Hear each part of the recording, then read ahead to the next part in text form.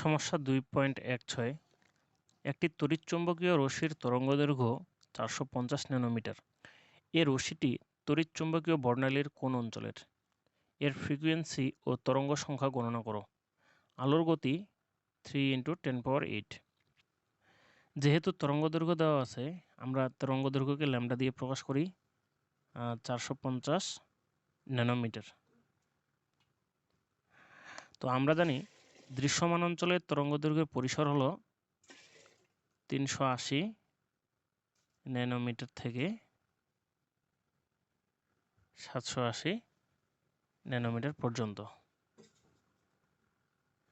যেহেতু 450 এর মধ্যেই অবস্থিত, এজন্য এই তরঙ্গদৈর্ঘ্যের আলোটি দৃশ্যমান অঞ্চলের মধ্যে রয়েছে। দৃশ্যমান অঞ্চল।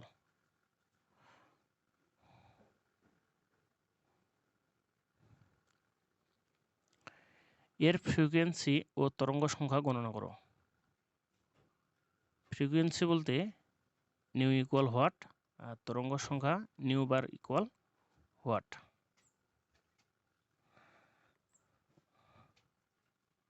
আমরা জানি ফ্রিকোয়েন্সি নিউ ইকুয়াল c/λ।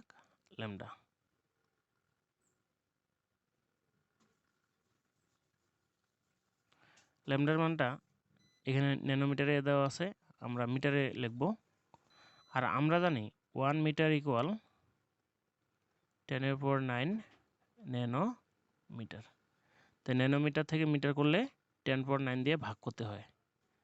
আমরা যদি 450কে 10⁹ দিয়ে ভাগ করি, তাহলে ফলাফল হবে 450 × 10⁻9 মিটার।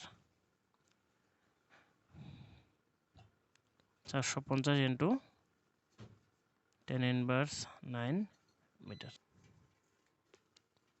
6.67 × 10⁻14 second inverse 1। এবার তরঙ্গ সংখ্যা বলতে নিউ বার ইকুয়াল, নিউ বারের সূত্র হলো 1/λ। এবার যদি আমরা ল্যামডার মানটা বসে দিই 450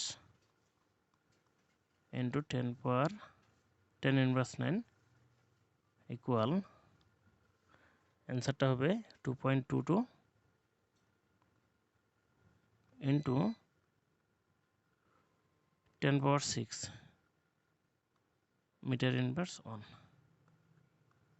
এটা হবে তরঙ্গ সংখ্যার অ্যান্সার, আর এটা হচ্ছে ফ্রিকোয়েন্সির অ্যান্সার।